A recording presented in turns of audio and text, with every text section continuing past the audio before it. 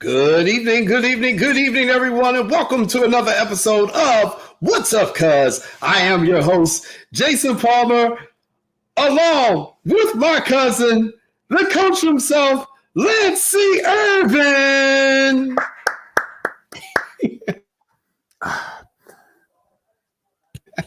Cuz, how you doing? How you doing today? Man, I'm doing great, cuz, and I think, I normally question your outfit, but I think I'm not gonna say that word. I think you've been out golfing from your attire. Metalwear? What's that? A metalwear shirt or something like that? That is a metalwear golf shirt that I am wearing today. You are 100% correct. I was out golfing today, out in Crete, Illinois, at Lincoln Oaks in Crete. I was out there golfing with my best friend. We did 18 holes his first time. So we took our time. We got through the course in 5 hours. As angry golfers are behind us waving, hurry the hell up, hurry the hell up. No, it actually was very light out there. People were very polite because it was his first time. So he had a great time. I had a great time. It's, spring in the Chicago area. What can you say? 50 degrees? That means you can golf, Lance. That does. But I'm sitting here I'm channeling my inner Bill Belichick. Can't you tell? Okay. Inner Bill Belichick. You know why I'm channeling my inner Bill Belichick, right? Because when Bill Belichick drafts, they don't make mistakes in their draft. The draft is Thursday around the corner. So now I'm hoping maybe we could get an offensive tackle, maybe we could get a cornerback, a defense. I don't know, but I'm telling my inner Bill Belichick. When Bill step out, Bill walks out, his sleeveless hoodie on. see, you wasn't thinking like that because Miami, y'all have the cheetah, y'all have sports, y'all fine. We need help. Okay, I got you. That's not a bad idea. Well, hey, everybody, welcome to What's Up, Cuz. Like I said before, I'm Jason Palmer, my cousin Lance C. Irvin, broadcasting live from the Chicago area. For those of you tuning in, and I know you're tuning in, you got plenty of places to tune in. If you're tuning in via the Sports Zone Chicago YouTube channel, we appreciate you tuning in there. Go ahead and like and subscribe to that channel. It gives you access to all the Sports Zone Chicago shows. If you are tuning in via Lance's Facebook live feed, even though I don't know if he put it up, but it's up. It is up. All right. Go ahead and chime in there on his Facebook live feed. If you're tuning in via the Sports Zone Chicago Roku channel, we appreciate you for tuning in on the Roku channel. If you've got a Roku and you don't have the Sports Zone Chicago channel on there, what is wrong with you? Hurry up. Go ahead and get the Roku channel on there. And if you are also tuning to us via the Sports Zone Chicago app, so you can watch us on the go. We appreciate you tuning in there. If you do not have the Sports Zone Chicago app, my cousin Lance, he's getting ready to tell you where you can get it.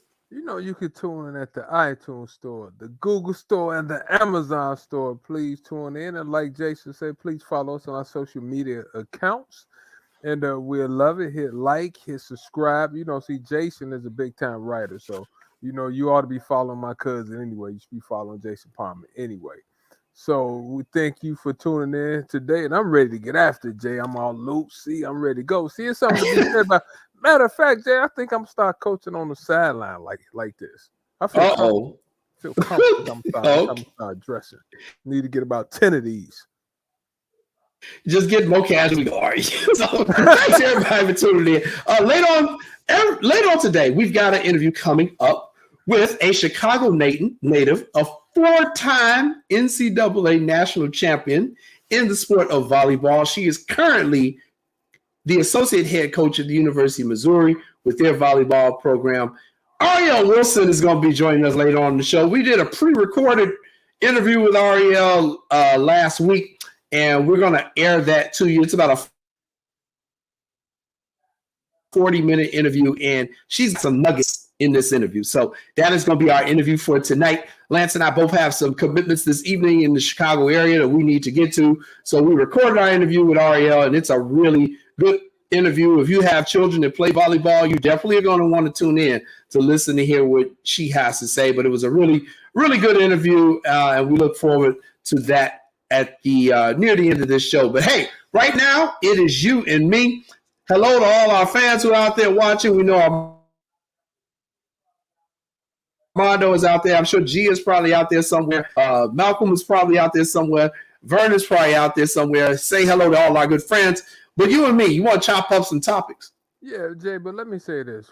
Everybody has kids that play volleyball, right? Please tune in and watch what Coach Wilson had to say. Volleyball is a sport they offer like 13 full scholarships. That's a sport that we should think about playing. It's another opportunity for us to go to college for free. Sometimes you can get partial. Sometimes, like we do in basketball, you can walk on and continue and get a scholarship after that. But the opportunity to play, Jason, at a quality college and go to school for free is huge. And that's the sports that oftentimes gets overlooked. But I think you keep saying that volleyball, has passed women's basketball in the sport that ladies playing these days, Jay. Am I quoting right on it? Yeah. And we talked with Ariel about that in the interview. They recently passed up on the high school level. There are now more girls participating in volleyball on the high school level than there are basketball. So volleyball, our community, too often we're too late to the party. We need to get in on this because it's a lot of people who are really getting their girls and boys involved in volleyball. And we're going to talk a little bit about that with Ariel a little bit later on. So, all right, let's get into some topics. And man, where do you want to start? Do you want to start with the upcoming NFL draft or do you want to start with basketball? Let's start with the draft. Let me say shout out to my man Bears that just hit us up. But let's start with the draft. Because like I said, I'm feeling like Bill Belichick tonight. So let's start with that. You feel like Bill Belichick tonight. All right, sounds good. All right, we will start with the NFL draft. And since we are going to start with the NFL draft, we got to mention what we're doing. Sports Zone Chicago. We got an outing coming up this Thursday. At where? At the Outpost. At the Outpost. Output. You know I made a blunder at the Output, and I tell you what, if you can eat more wings than I can eat that, I give you $100. I give you $100. All right, don't be careful what you ask for with these people. So, join us this Thursday for the Sports Zone Chicago and Miller Lite Draft Party at Output Sports Bar and Lounge up on the city's north side. We will see you all there. So let's talk draft. If we're going to talk draft, we need to talk about the Chicago Bears. Your Chicago Bears. They had the overall number one pick. They made a trade, and we talked about the trade a lot. They got a really high-quality wide receiver. They are still drafting pretty high in the first round. What are you looking for your Bears to do with the NFL draft? Well, a couple of things, Jay. Let me start off like this. We have 4 of the top 64 picks, right? Mm-hmm. And we need help all over the place. I think the offensive line needs help. The defense, we got rid of all our linebackers last year. Even though we have a wide receiver, we could get wide receiver help also. So I'm looking for them to go. From what I've been hearing and reading, everybody's been saying, offensive lineman. Because what good does it do for us to have a quality quarterback in Justin Fields that's a dual threat? And he's running for his life like he's been running for his life these past couple of years, right? Mm-hmm. Hopefully, listening to you, listening to Sean, I think Sean said offensive line. I think last week you said offensive line. Right? So I'm going to chime in with you guys and say we should probably take an offensive lineman. I know people have been talking about Big Perry Johnson out of the Ohio State University. Winsky from Northwestern. He's big. He's powerful. So let's see who they pick. I've been reading about Johnson lately because they said he was an All-American. He's prototypical lineman, Jay, like 6'4", long arms, big and nasty up front.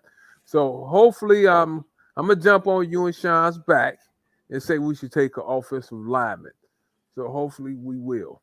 What's your thought, sir? I agree with that.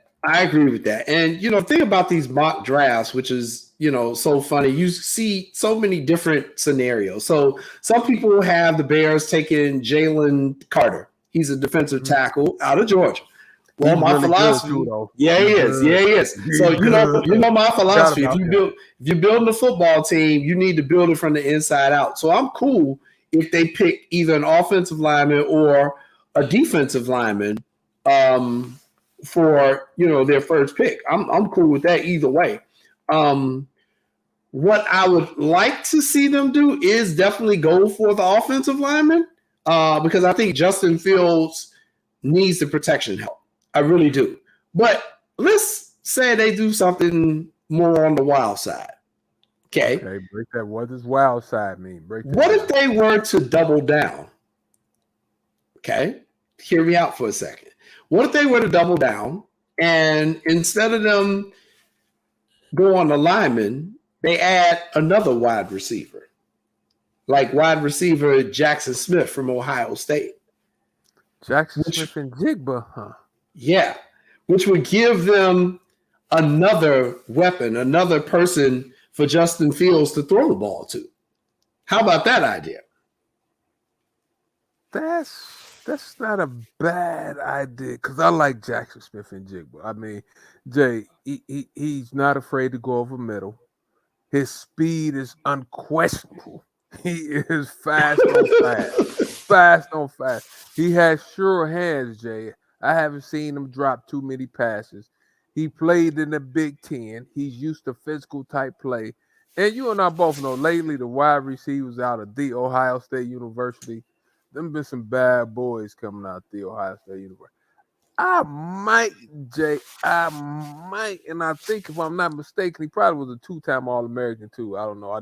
I know the man, he turned out the Rose Bowl a couple of years ago. So I can probably see that. You have three other picks now, Jay, and one of them has to be an offensive lineman and probably a defensive lineman. So I think we have a couple of second-round picks. I'm not sure. But you have to go lineman after that. But I can see that now because that could give them another threat to throw to. Excuse me. Right. That's right. That's not a bad. You actually thinking tonight again. Come on. Well, and I'm thinking this because it's an offensive league now. It's a passing, it's a passing league, and even your running backs. You really want a running back who can catch out the backfield. It's a passing league. So can you ever really have enough wide receivers? And then, you also have to consider injuries that happen because there is an extra game now that the teams are playing. So I would not be mad at the Bears if they were to say, you know what? This is the best player available at this position. Because I think you said it earlier. They need a little bit of everything. They need a little bit of everything. So what if the best player available also happens to be a wide receiver? You're just going to pass on them? You say, well, we still need all old linemen. We still need a safety. We still need this or that. No, you pick the best player available. This is why you have as many picks as the Bears have this year, and they're going to have more next year. Because what I don't want people thinking is that this is going to be a 1-year fix, that this is going to be a 2-year fix. When they came in, last year was the tear down year. That last year was to go down and last year was going and break the thing down to the studs. Now you're building it back up. Give Ryan Poles 2 years to build. Give him 2 years of draft, not one. That's what I want everybody to understand. Give him 2 years. Let him keep adding on to that. And then you will see, I think after this season and you get another draft class, I think you're going to start seeing a whole lot more progress. They'll be better this year. But I think when you want to start seeing that push toward the playoffs, look for like 2025. You know what, Jay? I think you summed it up. I think, as fans, we don't want to have patience, right? No, we don't. It took us a minute. It took us a minute to get bad. I mean, let's be totally honest, right? I think with Lovie Smith, we was okay. Lovie won 10-6, a couple times like that. So it takes a minute for a team to get better. Like, and also every pick is not going to be a home run pick. Sometimes you have to get lucky.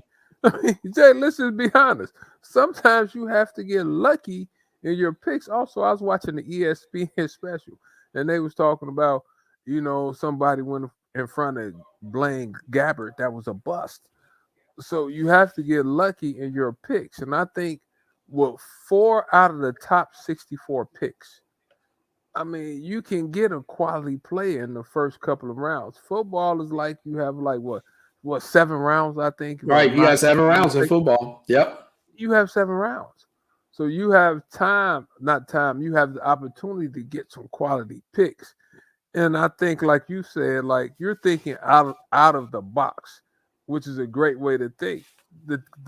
And also, Jay, the thing is this: I'm not gonna pass over the best player I think at the time in the draft.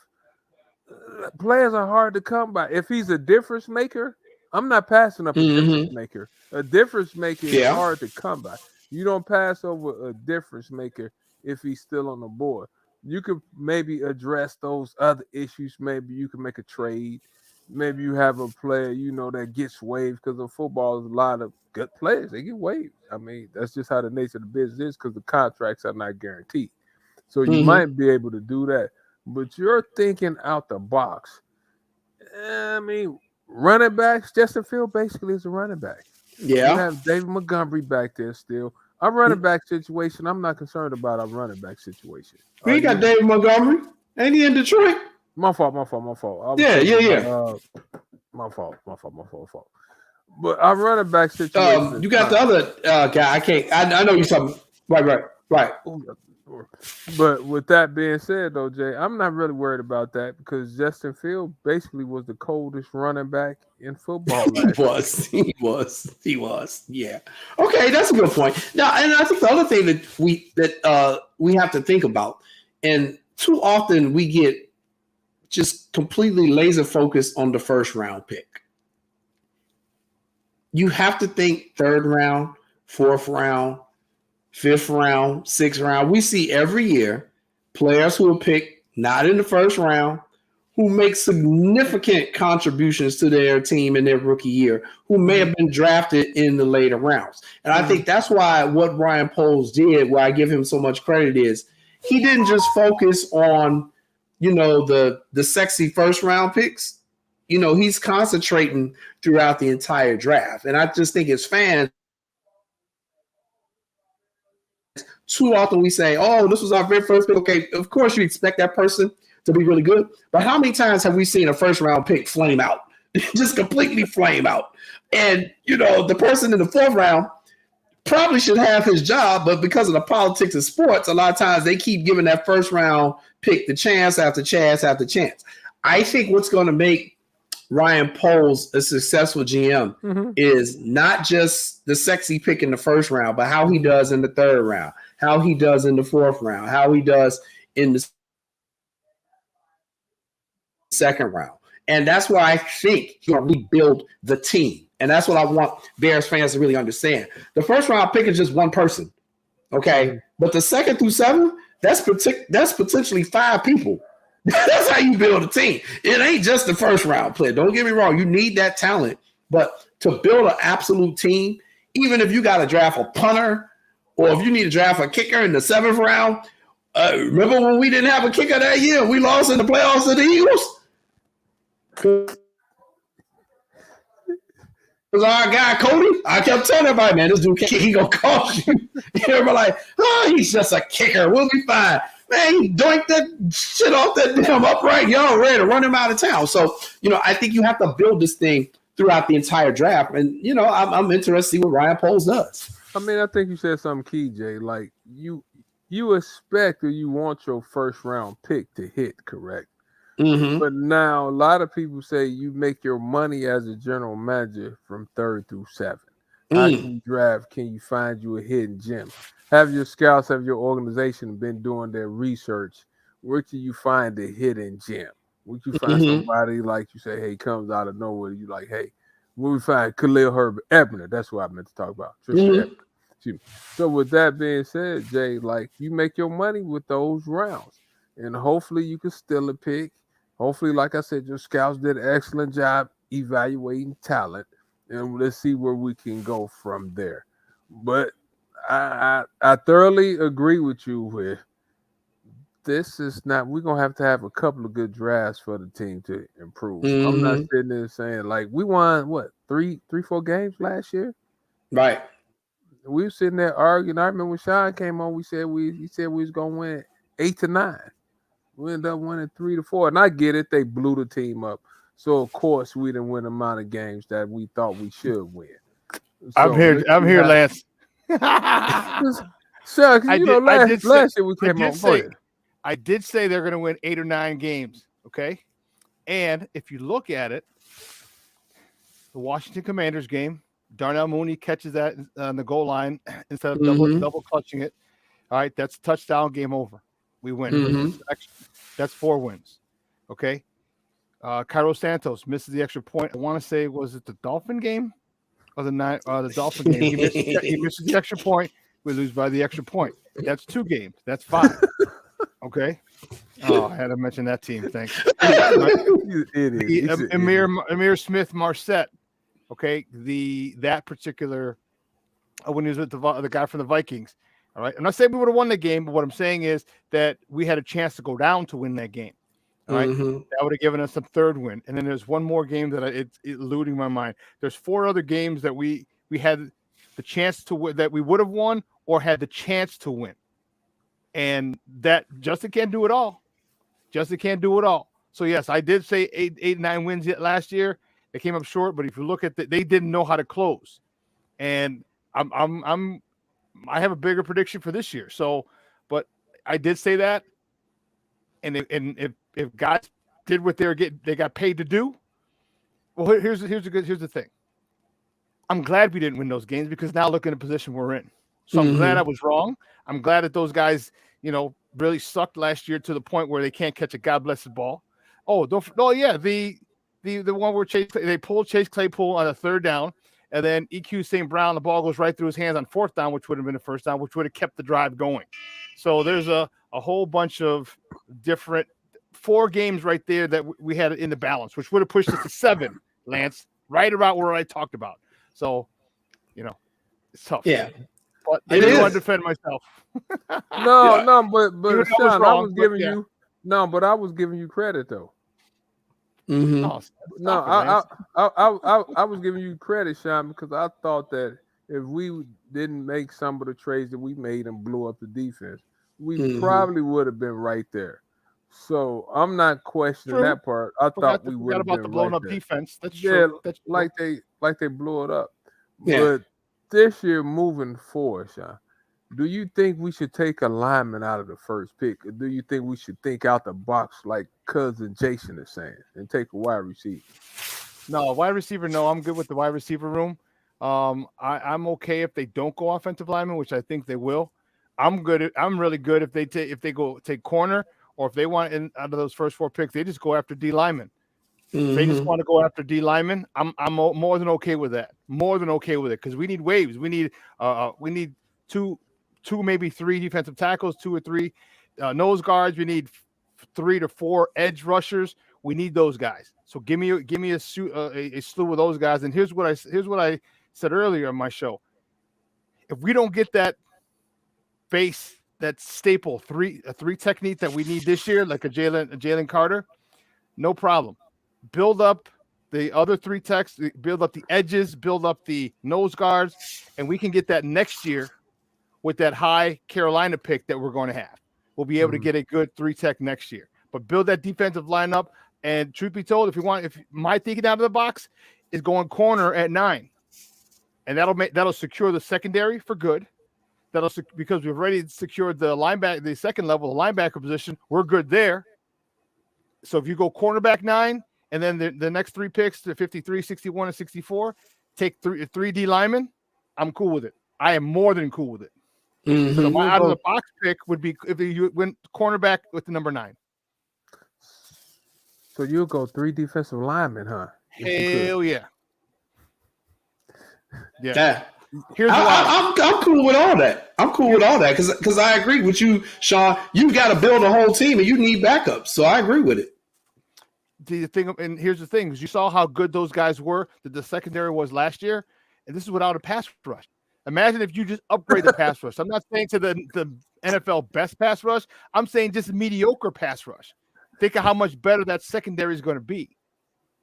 So and that stud 3 tech. If we don't get him this year, cool. We still have middle of the pack defensive line pressure throughout the year. Cool, no problem. That secondary is going to get a lot of work. They're going to be very successful. And then we get that stud 3 tech next year if we can. So that's my thought. All right. There you go. So since you saying your thought, Sean, How many wins do you think we can get? Oh God, you gonna put it? Wins. You don't even know who you got on your team yet, Wins. Lance. He can see the future. Sean can see the future. Sean can see the future. Yeah. I don't know about seeing the future, but I said earlier, and I'm not going to back down on it. And I bet Kevin KDL from the Smoke Fellas. You know, he's a big Giants fan. I said 10 wins, and he's like, "Get out of here!" I'm like, "Nope, I'm going 10 wins." You going 10? Look at what I said. Look what I talked about, the 3 games or 4 games that we had this year that we should have won. Not to mention a couple other games that we had the opportunity to win. So if we just win those 4 games this year, we're at 7 wins, and we're a much more improved team this year with the draft, with the free agents. 3 more wins, I'm cool. 10 wins. It's a very, very optimistic view, Sean. You know what? I normally roll with the super back, but you're talking about a 7-win difference. A 7-win difference. Every year, somebody goes worst to first, man. Every year in the NFL, worst in their division to top of their division. Every year, somebody does it. You know what? This year is going to be the Bears. The hell with Green Bay. They just traded their quarterback today. Finally, Minnesota. They're trying to trade everybody. You know, Detroit. I'm a little concerned about them. Detroit was pretty good. But I'm sure they're thought they was going to be all right. I said they was going to be a team. But I'm counting on them to Detroit themselves and just do something stupid. Well, you saw those guys. All those guys are suspended for gambling. So okay, they did Detroit themselves. Now they're out 6 games. So you start off 1-5, 2-4. It's not a good way to start the season. Not at all. The Bears are in a prime position. So let me ask you this real quick. Let me ask y'all this because I missed it. I came in on the tail end. So Aaron Rodgers officially got traded to the Jets, correct? How many picks or what was the compensation? Do we know what was the compensation they got? I'm sure they got a couple of picks. Was it a crazy heist? Was it a heist? So the Jets get Aaron Rodgers plus the number 15 pick this year and a 2023 5th-round pick, number 170. This is what the Jets get. Mm-hmm. The Packers, in return, they get the number 13 pick this year, so they basically switch 15 and 13. Mm-hmm. Okay, a 2023 2nd-round pick, the number 42 pick, a 6th-round pick this year, the number 207 pick, a conditional 2024 2nd-round pick that could become a 1st-round pick next season if Rodgers plays 65% of the plays. So if he plays 65% of the plays, they get a 2024 1st-rounder instead of a 2nd. So yeah, Packers got a nice haul, and that bothers me. And this is why I need more picks because now they're picking. Remember, we picked 9 and 53. Mm-hmm.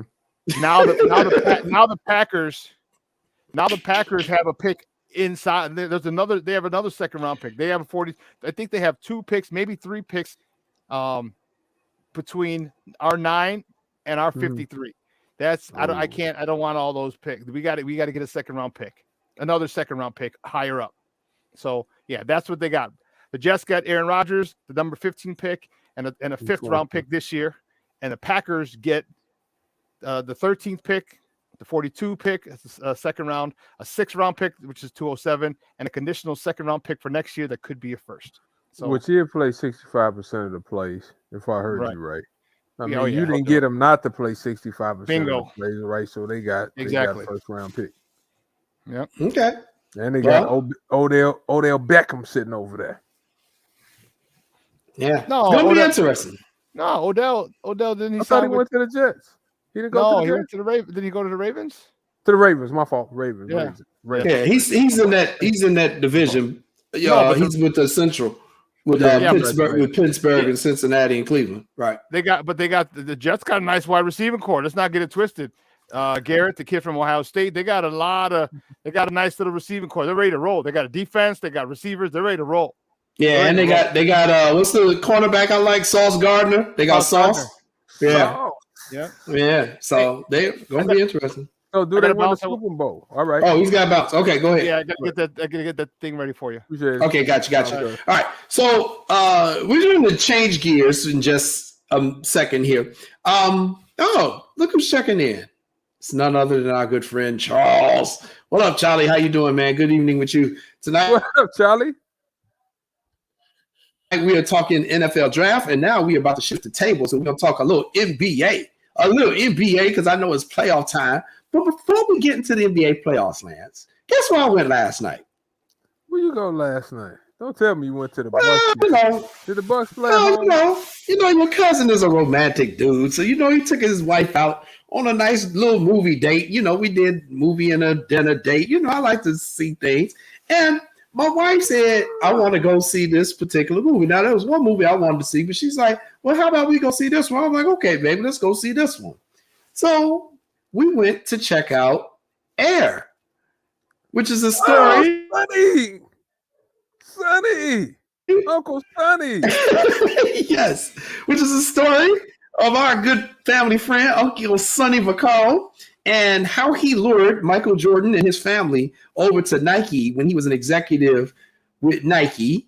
And it was a very enlightening film.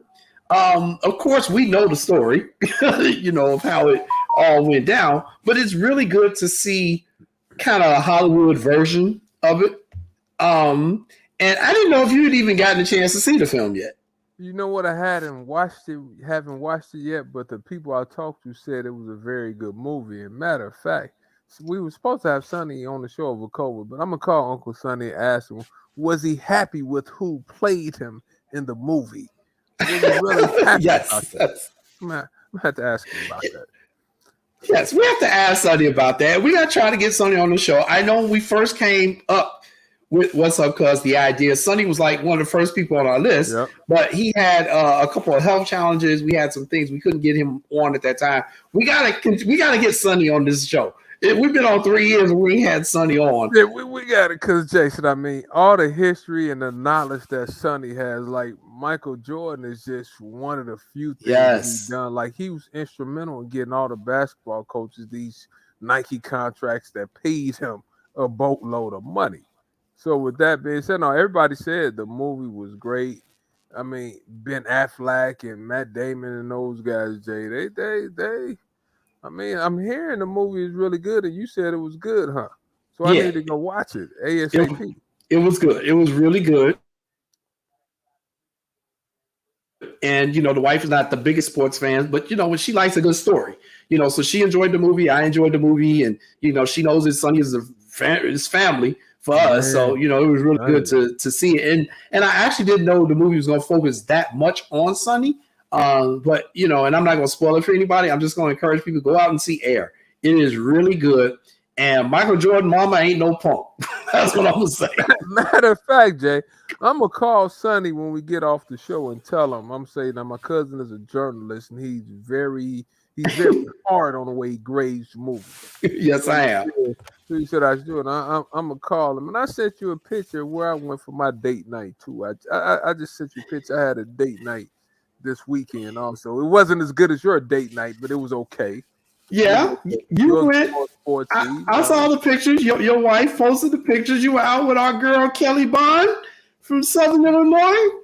Yeah, I was out and I ran into a guy that I was like, "What's up, my man?" He's like, "What's up, Irv?" I was like, "Man, just coming out here seeing if you can still sing a little bit. That's all." It wasn't I think I could sing better than him. Now, it wasn't like I saw my man Morris Chestnut or somebody. This other guy was cool. He was cool. And who was this that you think you could sing better than again?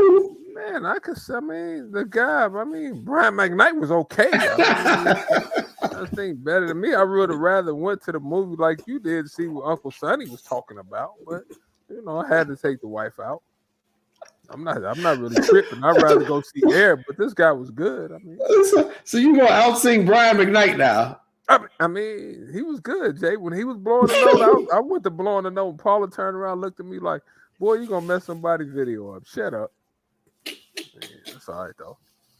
Listen, I would have rather see Air like you did. So we should have flopped. We should have flip-flopped. You could have went to see Hank with Max, and I could have went to see Uncle Sonny. But that's all right though. That it's okay. We both listen to our wives. That's why we're happily married. So you just do what your wife tell you to do, fellas. I guarantee you, 9 times out of 10, you're probably gonna be in a better spot. So the movie I want to see is probably pretty good too. I want to see the one with the brothers, the classical musician. Oh yeah. I wanted to see that one. So we're gonna see that one again. But she was like, this Air thing, it could be interesting. I'm like, yeah, I can go see Air. Let's go see that. So it was pretty cool. Well, Sonny was a shrewd businessman. Also, I learned a lot from listening to him and Pops talk. Right, and they know how to talk to people. But I mean, Sonny's like Lance is always business. It's never personal. So he said, he told me one day, Jay, I don't have to like you to do a good business deal. I don't have to like everybody I do business with. If the deal makes sense and it's gonna make a lot of money, I know how to watch you, and I pay people to watch you.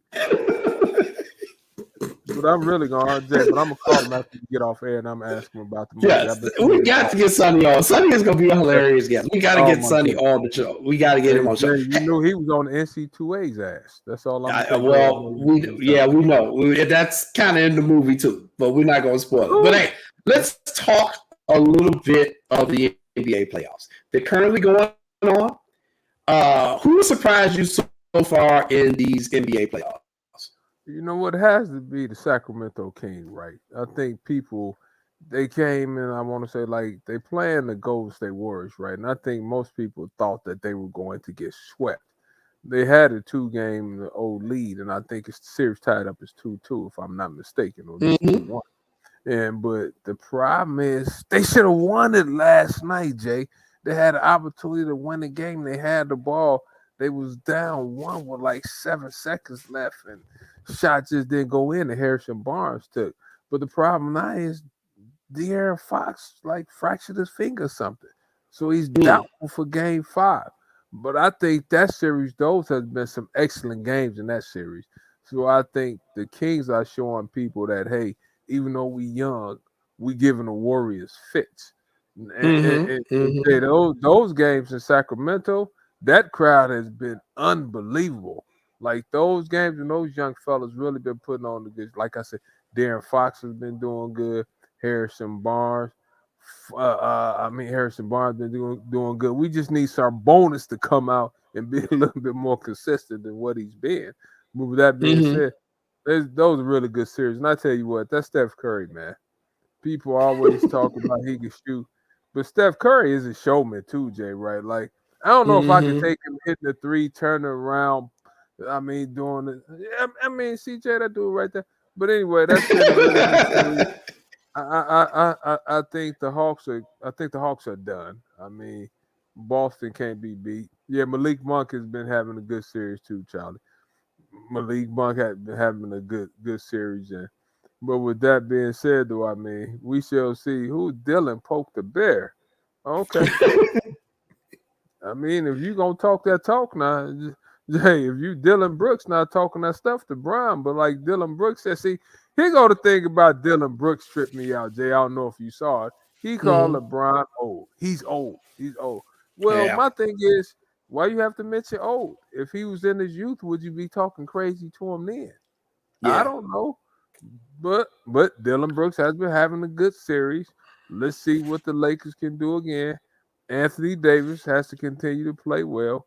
But the Lakers are much improved, Jay. Like, I didn't think they were going to make the playoffs. I was talking crazy to Nick and Mac all year. But the Lakers, I mean, they formidable now. We'll see. I mean, the Denver Nuggets, Jay, what can I say about the Nuggets? Minnesota, that's they won a game that series basically. Minnesota ain't gonna do it. They got a history of choking, so I ain't worried about it. Like you say, the Hawks are pretty much done. The Celtics gonna take that one. I am surprised at the New York Knicks. Why are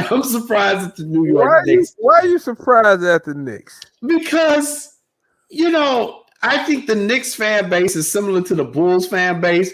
Both of these fan bases have been waiting since the 90s for their damn teams to start doing something, and it hadn't really been happening. And now the Knicks, looking like they're going to actually push. And Thibodeau is, got these teams rolling. So, I'm really happy for them. And, we'll see what they can do because, while Chicago and New York always have a rivalry, I mean, the Knicks should be better. I mean, they ain't won a championship since the 70s. You know what I'm saying? We got a lot of friends in New York. And I'm like, damn, Knicks, y'all put all these players in the league.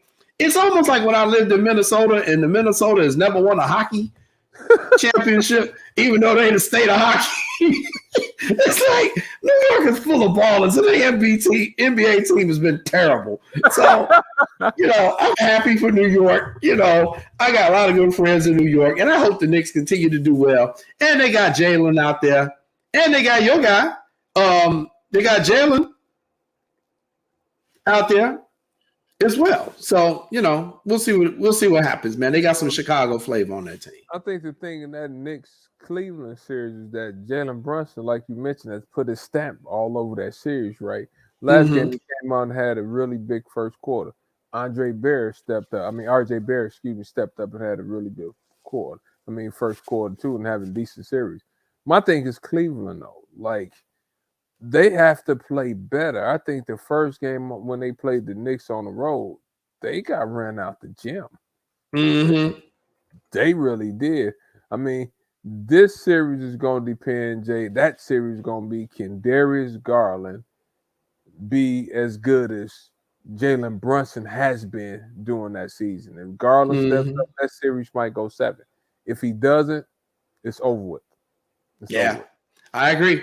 Well, it's definitely going to be fun. Also, the NHL playoffs are also going on. We'll talk a little bit more of that as they get kind of closer to the end in the coming weeks. But, NBA playoffs is the best time of the year. So, all right, we are going to take a commercial break. And when we come back from our commercial break, we are bringing on this week's guest. She is a Chicago native. She is the associate head coach at the University of Missouri for their volleyball program. She is a proud alum of Proviso West.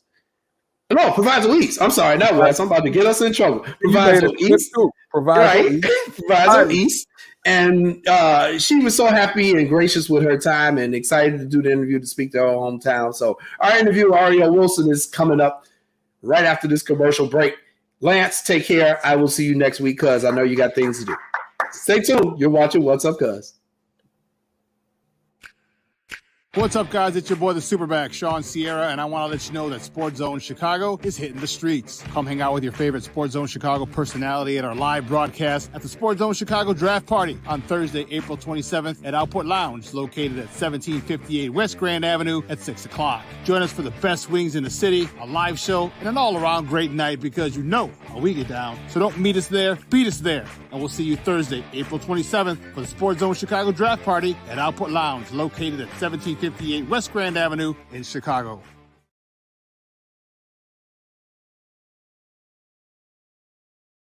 No, I don't know though. I'm scared.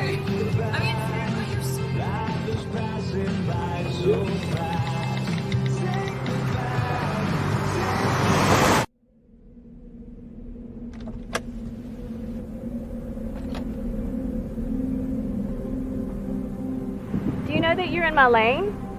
No, not at all.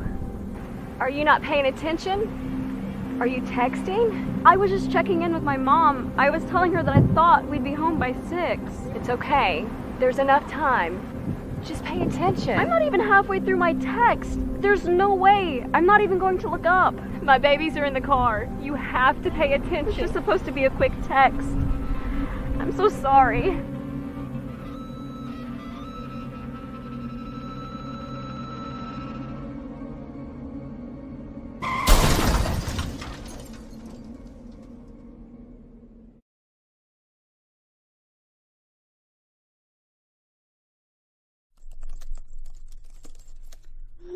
Not again.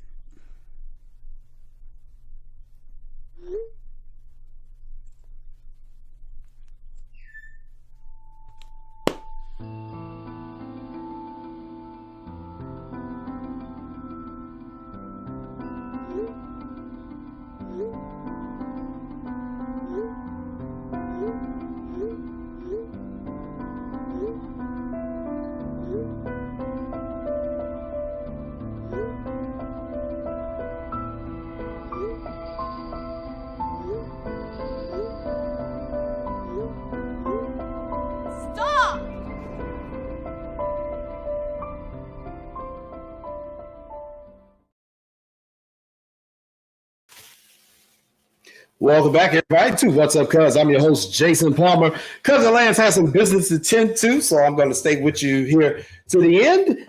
And thank you to Steve Weekly, who helped us get this interview set up that we're getting ready to bring to you now.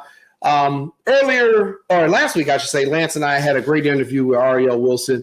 We both realized that volleyball is starting to become a really big sport in the United States. And one of the reasons why Lance and I created What's Up Cuz is that we are trying to give information out to our community. Obviously, our family is huge in basketball. But the thing about the Irvin family, we've loved all sports. And we try to encourage the kids from our communities to play as many sports as they humanly can, because you never really know what is your sport until you try it. So if you are a great swimmer, if you're a great golfer, if you're a great cross-country runner, all those things you can learn life lessons from. And volleyball recently passed up girls basketball as the #2 high school sport for females in the United States. And myself being a volleyball referee, I want to see more kids from my community playing this sport. And a lot of that is going to be us getting interested at a younger age, us making sure the players have the equipment, us making sure they're getting the proper coaching from our community as well. So we really were happy to get Ariel Wilson to come and do this interview for us. And she's got a lot of valuable things she's getting ready to talk about. So stay tuned. And here's our interview with Ariel Wilson.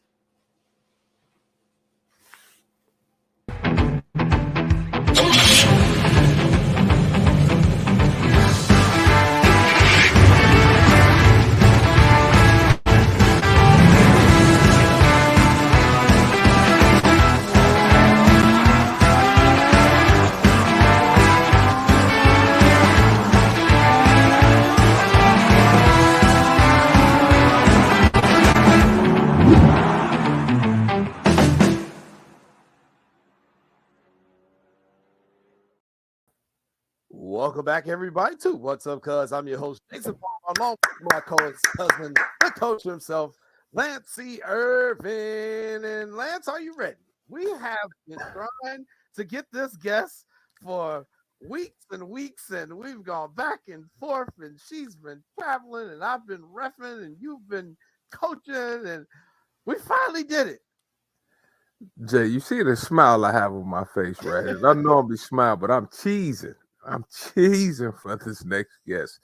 And Jay, you know I love the sport this next guest, coach, but I'll let you do the introduction. But I can't wait to ask some questions. Well, you know I love it too, because it's how I get a whole lot of my money. Volleyball. So God bless the little girls playing volleyball and the boys now. You know, we wanted to get us another volleyball coach. We thank Coach Brandon Reeves when he was on about a year and a half ago. But I was like, you know, this is probably the most prolific, one of the most well-known volleyball players we've ever come out of the Chicago area. She played out at Proviso East during high school. Then she went on to do really big things in college and got a championship. And now she's into coaching, and she's been coaching at a number of schools. I've been chasing her around. I thought she was at Georgia Tech. They're like, nope, she's moved on to Missouri. So now I had to contact Missouri, which we have a bunch of family ties there. You know, I know you used to coach there with Quinn Snyder. Byron played at Missouri under the Hall of Fame coach Norm Stewart. So she's at Mizzou now, and I've reached out to them, and they're like, she would love to do the interview, and we were finally able to nail this interview down. So, you know, without any further introduction, let's bring on our next guest to What's Up, cuz she is a part of the coaching staff at the University of Missouri in Columbia, Missouri. Ariel Wilson. Ariel, what are you doing? Welcome to What's Up, cuz. Hello, how are you? Oh man, we are doing great. We are doing great, and it is so glad to finally get you on What's Up, cuz, and have you on our show. And I know you are happy to be able to talk to the people back home here in the Chicago area. Yes, nothing like home. Nothing like it. You know what? You went to Proviso East High School, and another tidbit: my mother graduated from Proviso East High School, so. You know, I love those Pirates most of the time, unless we beating them when I coach in high school. But with that being said, we enjoy you. Thanks for being on the show. Yes, thanks for having me. Yeah, no problem, no problem. So let's just start right there back in Maywood at Proviso East, one of the best high school gyms in the state of Illinois, by the way. Ariel, how did you get away from basketball and flip to volleyball in high school? How did they make that happen? Well, volleyball was year round. And so I definitely did basketball, and quickly realized I really just enjoy volleyball. Non-contact, you can be aggressive, you could be, you can dress up, you can look cute, you can wear your makeup. The clothes are extra tight, like it's just everything. And so I definitely play year round, the sport, and then also basketball as well. So she followed the path of your daughter, Lance Irvin. I was just about to say that, Jason. And the young man sitting on the screen with us, I have a bone to pick with him. But now my daughter played basketball too. Then she stopped to play volleyball for some of the same reasons that you said. And I think she was. I'm not gonna use the word stressed out, but she just gravitated towards volleyball. Other than those things, was it anything where you like, hey, I could make money playing volleyball, which you eventually did, or what else was like, man, volleyball is the sport? Honestly, AAU, I think, just gives you a better grasp of the competitiveness. You're playing against the best in the country. You're playing against the Gatorade Challenge winners, or whatever it is, Gatorade Players of the Year. You're playing around the world. And so seeing that, I know basketball, you can do that too, but seeing that and like being able to talk to college coaches and just see what they have to offer was everything. I never thought I could make money off of volleyball. It just kind of fell into my lap. I knew a young lady that played at Milwaukee. And so her mom said she got a full scholarship. And so my mom was on it as far as trying to put me in the AAUs. And my daughter, when she first was playing, it really wasn't too many of us playing. Did you, when you first started playing, did you feel like you was isolated, or how did you feel being probably one of the few that was playing AAU? Definitely. I think it definitely has changed over the years. You're seeing a lot more teams that are very diverse. You're seeing even teams that have a ton of blacks on it. I think that it definitely, I was the only one on my team. And so it was okay. Like I just needed a team to play on. They put me in the middle, and the rest was history. So I just really appreciate the club that I played for, and Sue Keck, she's actually still the director of the club, First Alliance. We were originally Lions Juniors, and then they turned into First Alliance, and it was just a powerhouse. So it's been really cool to be a part of that program. First Alliance is a really good program. My daughter's teammate, Alana Walker, ended up playing for First Alliance, and Danielle, they also play for First Alliance. That's a really good program. But talk to us about what it means to play club, because I tell a lot of people all the time, like when they play in high school, you need to find a club team. Talk to us about the benefits of playing club. I definitely think that it is a way to get exposure, especially if you are wanting to play at a high level, which is college. And through college, you can also play, professionally. So they do have professional volleyball now, in the States even, which is phenomenal. Before they didn't have that, you had to go overseas. But I think playing AAU just puts you in the mix of conversation with college coaches. So for instance, me playing AAU out of Proviso East, I was able to bring college coaches to the gym so that they could watch my team play. And whether the level was great or not, it was still a great way to have exposure and to be seen. Yeah, without a doubt. I think, the rise of club volleyball, Ariel, especially since you've played from there now, it's just absolutely exploded. And a perfect example of that here in Chicago, over July 4th weekend, we have the USAV National Championships. USA National Championships are going to be in Chicago this year at McCormick Place during July 4th weekend, along with the NASCAR race. So it's going to be crazy as well. How big is this event going to be for the city of Chicago? I think anytime we can bring talent to Chicago, because it is a pot of just great talent. We have so many different teams in AAU. We have, people that come from locally, like Wisconsin, Iowa, Ohio. So people really, really in the Midwest, they love volleyball. And so it is a great attention grabber for the city. There's going to be a ton of people. They're going to be, wanting to sightsee, taste Chicago food, just, fill it out. And I think it's the best time to come is during the summer. Like you're not going to see a greater city until you see it in the summer. But I think in the winter it's beautiful too. And so it's going to be really, really fun. And I'm excited that it's in our hometown. Yeah, I am too. Now, one of the things about volleyball, and just to show how much it's evolved, the national champions in the women's games have, the last few years, it's been kind of moving around, Ariel. Back in the day, we were like, all right, it's going to be a bunch of California teams. We already know that's what's going to happen. But, we had Wisconsin that just won the national championship a year back. Obviously, when you had Penn State, you all won a lot. Talk a little bit about how volleyball on the NCAA level has evolved, where it's now so much parity involved between all the top programs. Yeah, I think that it's great that it can now be a little more even keeled across the board. Of course, when I was in school, we dominated. It was like, how many championships are we going to win? But, Right. now with the different conferences kind of adding teams or, subtracting teams, it's going to be bananas. Like it's going to be very interesting to see, even for us in our conference. Texas is coming, Oklahoma is coming, Vanderbilt is coming. And so it's going to make it a lot more competitive in that conference. Because the conference you just talked about, that's going to be a blast. Yeah. Like, let's talk about your school, University of Missouri. What do you guys need to do to step up to the forefront? Because you just talked about Texas now. And Texas has been really, really good. So talk to us about University of Missouri. So we just recently have an all new staff. I'm super excited to work with everybody on our staff. They're all very versed in volleyball. They have, coached at a high level. They also just are really passionate people that bring a lot of confidence to the game.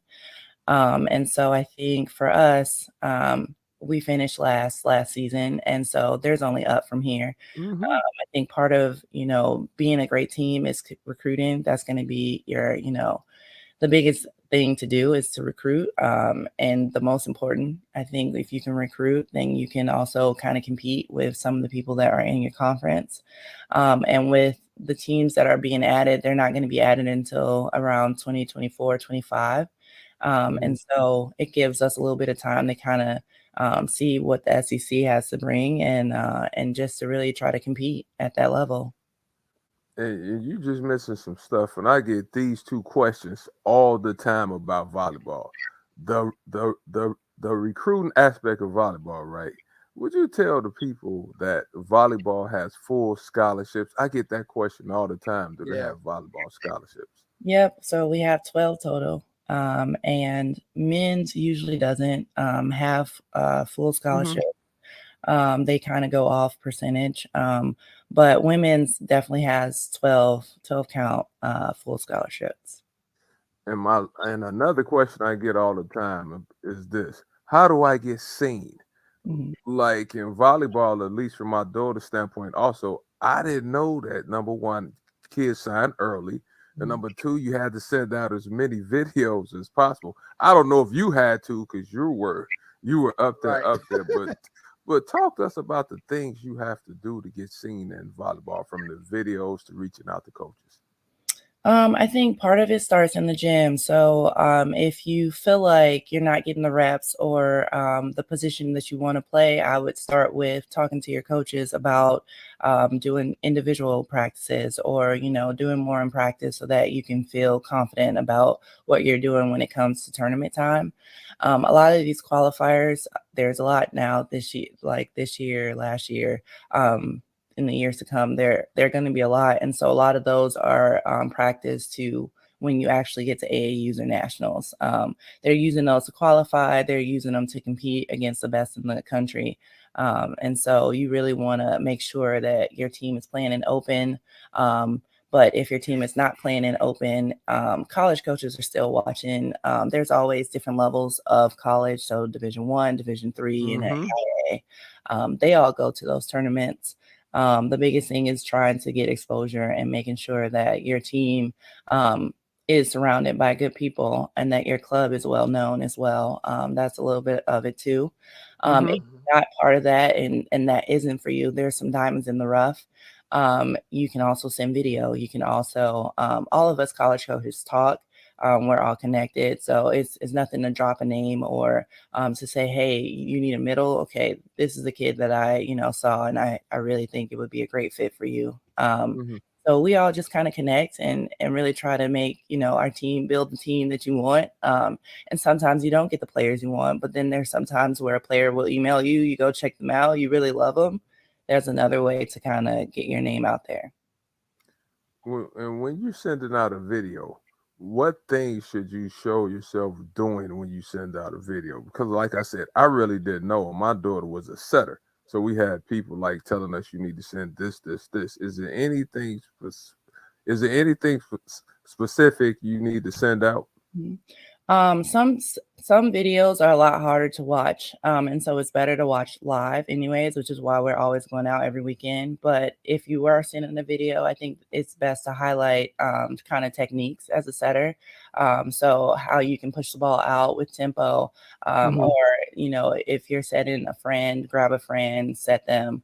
Yeah, I think the other thing is the game video, like live video. You can kind of put some clips together. I think it's good to kind of show your whole game sometimes because just put highlights and clips. Like, you look pretty, but I think we want to see how you are as a person. When you come out the game, how's your character? Are you cheering your teammates on? When you're in the game, are you directing? Are you confident when you're setting? Are you putting your hitters in a great position? And so a lot of just like being a setter, I think we like to see live. Our staff likes to see live. But if it is going to be a video, definitely some of those things I just mentioned would be great. Yeah, without a doubt. Once again, we're being joined by Coach Ariel Wilson from the University of Missouri and a proud alum of Proviso East. So before we talk about your playing career at Penn State, I'm going to go back to Proviso East and high school volleyball. The National Federation of High Schools 2 months ago announced that girls volleyball has now surpassed girls basketball and is the number. Yeah, it finally passed them up. They're the number 2 high school sport for girls, following track and field by sheer numbers. When that news came out, did it surprise you? It didn't. I think that the sport has grown tremendously since I've even played it, and I think it's only going to continue to grow. It's such a fun sport. It's so competitive, and it's a way to just really connect with people. And volleyball players, volleyball parents are great. Like, we always like to have a great time, and I think just with the whole camaraderie of it, it's just amazing. I mean, I can't speak anything but highly about it. Yeah, I think I agree with you, Ariel. I think the volleyball culture is just different. It's so unique. And, when I started refereeing 16 years ago, God, that was a long time ago. Well, I started refereeing 16 years ago. I was kind of new to it. I had ref basketball, I had umpired softball, and then I got into volleyball. I was like, you know what? First of all, these people like to party, no matter where they go. Man, the dancing and they love to party, and the players have just such a good time on the court, and it's a very welcoming community. And I think the more people get exposed to it, the more people are really going to get into it and get involved. High school volleyball here in Illinois, obviously we've had the big time programs, the Mother Macaulay's, the Lions Townships, the Marist. the Whitney these are Youngs. big high school programs, but the Whitney Youngs in the city. From when you played in high school, what is your best memory of high school volleyball? Best memory. I don't know. I think I think my high school could have did a better job of taking actual stats. But I know that Proviso East is known for basketball and football, and so I think us getting new jerseys was the hype. To be honest, yeah, I really fought for that. I think more and more girls started playing club, and so the level raised. But we never made it to state or anything like that. And so I think playing against some of the people that were going to states was pretty cool too. Mm-hmm. And to speak a little bit on that with Proviso East, because we saw that kind of throughout the region, that the schools where they had a majority African American population, they were kind of slow in jumping on this whole volleyball bandwagon. And here you are, you ended up being the Gatorade Player of the Year. I wish, Illinois. yeah. Is that correct? No, I wish. Oh, you did not. No, I thought you meant Alexi. There we go. Zimmerman was better. So you should have won the award then, what you trying to say, but go ahead, Jason. Right. The growth, but just the growth of the game here in Illinois, where we've now become one of the hot recruiting beds, for volleyball on both the girls and the boys side. What do you think Illinois is doing correct in high school volleyball to get the notoriety of our players out there and the teams out there? I think high schools are now doing a good job of recruiting some of those players and getting them to play on their, teams. If you have historically had a great team, like for instance the Mother Macaulay's, a lot of those players are playing club. They're playing club volleyball. They're getting the exposure. They're playing every weekend against the best of the best, and so. That was something that my team was missing. Not enough of us play club volleyball. And when you play club, the level just increases so dramatically. Mm-hmm. Boys volleyball here in Illinois. We've had an explosion of the number of boys teams in recent years. We finally convinced the basketball coaches that your best basketball players should be playing volleyball. It's the perfect cross-training sport. You basketball coaches, stop hogging up all the damn players. So we've finally been able to convince them. And now we're seeing the growth also on the boys' side as well. Can you talk a little bit about the men's side of college volleyball as well? Even though you're in the women's side, we're seeing that growth also on the collegiate level as well. Yeah, I think more and more guys are realizing that it's not a feminine sport. You can be just as aggressive and masculine playing volleyball. There are some of the most amazing guys that play volleyball. I don't know, they're competitive, they jump well. They're getting money to play. They're playing professionally and making a career out of it. I think it's if you're athletic, if you really love it, if you're hardworking, if you are tall, if you're short, you can play the sport and really just get a lot out of it. I recruited a young man that ended up. Yeah, I agree. His name was Kyle Caldwell. He ended up playing for UCLA. Okay. And I went to go watch him play a game, and I couldn't believe I lost out to UCLA until I watched him play. He was really, really good, and I didn't know you had to be. He was such a good athlete, and he was coordinated, and he hit the ball really hard. But a few minutes ago, you mentioned something about you were happy to get new uniforms in high school and stuff. Do you think because people didn't talk about volleyball much that they were slow picking up? Because like I said, I didn't know you could get a volleyball scholarship. So do you think the money aspect, because it costs to play volleyball, right, to be totally honest, do you think the money aspect and us not knowing was also like a hindrance for us not getting the due that you needed to get, the due we should have got? I think the exposure was not out there. I think it was mostly by word of mouth. Like I said, I didn't know that you could even get a full ride to go to college until one of my mom's friend's daughter was playing in college on a full ride. And so once she said that, it was like, okay, so what do I need to do that? And it wasn't enough information out there. But now because of social media, now because of just, the talk, a lot of basketball players' daughters are playing. You have Ian's daughter that's playing. You have Chad's daughter that's playing, football player. And so I think you just have to know and have to hear it and then see it, and then once you see it, like for instance, us coaches, There was not a lot of Black coaches doing the volleyball thing. Wow. And now there's a lot more in, head positions or associate head positions. And so it really is just about exposure. Yeah, And without a doubt. my cousin Jason just said Penn State. I was always a Penn State volleyball fan because you all won. So talk to us. How did you end up going to Penn State? Talk to us about your decision to go to Penn State. So I knew that I wanted to stay. Well, that wasn't really that close to home, but I knew I wanted to stay kind of semi close to home. So the Big Ten was clearly around home. You could drive, to most of the places to see volleyball. And with me being the only child, that was my last visit. It was kind of like, okay, let me go, let me check it out. I didn't really know much about them, to be honest, but they had already won a national championship before I got there in 1999.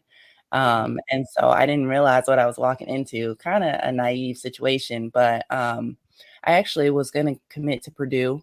And they ended up not having the scholarship anymore. And back then it was, through email or, maybe a phone conversation. It couldn't be a text or anything quick. And so kind of missed out on that, but then ended up going to Penn State and the rest was history. So a lot of it was just our coach. He had been there for 40 seasons and building, an empire. And it was great. Everybody loved to play. Everybody was on the same page. Everybody wanted to win. Everybody, wanted to work hard. And so it really was a great culture to be a part of.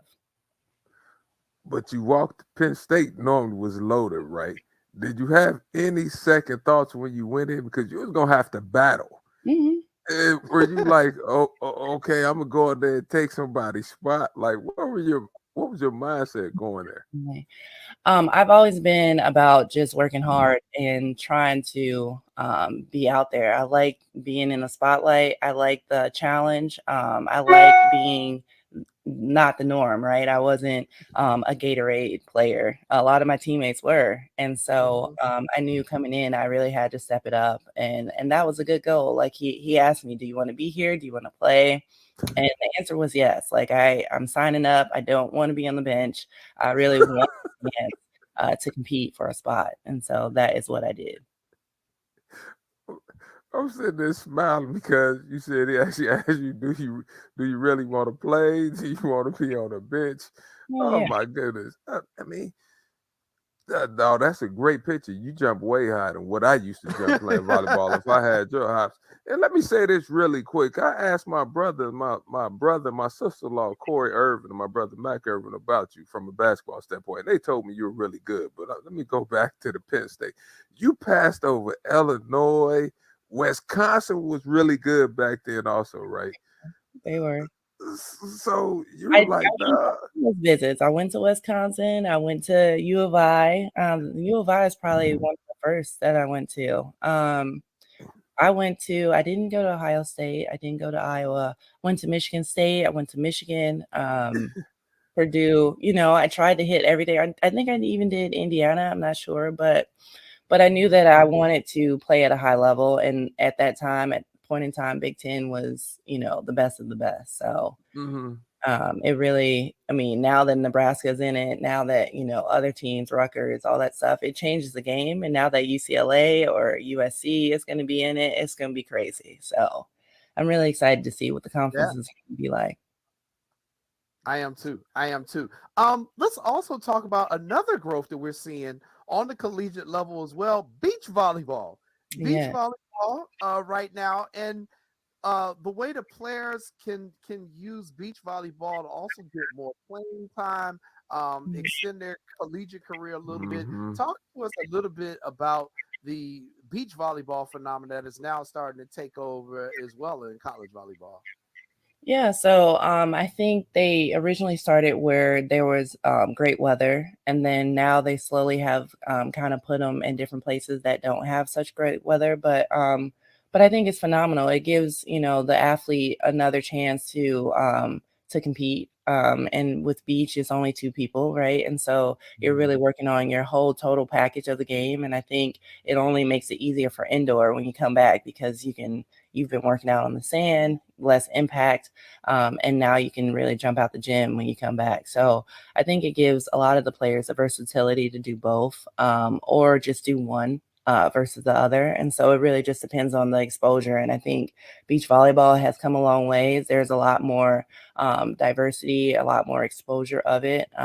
We even in Chicago have it, on our sand downtown, which is great. And I've even dabbled in a few tournaments with sand, and I think it's fantastic. Like, it started in California. They always have that 6-man thing going on, which is a little different than doubles, where it's like 6 people on the court competing for kind of the title. But it's been a blast. Like, you meet, different people out there that like to be outside. They enjoy, the sun. They enjoy the sand. It's definitely a different game. It's a lot harder. Yeah, and I tell people Misty May making a whole lot of money doing beach volleyball, without a doubt. And part of that is sponsorship. You definitely have to get sponsorship playing. It is a more expensive sport than indoor. You need to get sponsors in order to really be at that level that Missy May is at. Right, and they do have the tour every year, and it comes through Chicago. They play at North Avenue Beach. I've been there to cover that, and you get to see the best beach volleyball players in the world playing, with our iconic downtown skyline right behind them. I encourage people to go check out the tour when it comes to Chicago. It is really good. The national championship for beach volleyball, they play it in Gulf Shore, Alabama. And it should be coming up. I think they do it in May, if I'm not mistaken. So it should be coming up pretty soon as well. Missouri, do you all have a beach volleyball program yet? Or is that something that the school would be working on? We don't as of yet. And with us being a new staff, it should be something, in the future and kind of in the works, excuse me. But I think it would be great. And we have a good weather here. It really gets hot here. I did not know that. And it gets hot. It gets real hot. And so I think it would be great to have a beach volleyball team eventually. Let me ask you this. I was on the call the other day talking about name, image, and likeness. How is name, image, and likeness in women's volleyball? I assume, like you said, there's some nice players out there, and name, image, and likeness should be prevalent. How is it in volleyball? It is big. I think I'm trying to think. Elena Walker, that is basketball players. Don't tell me.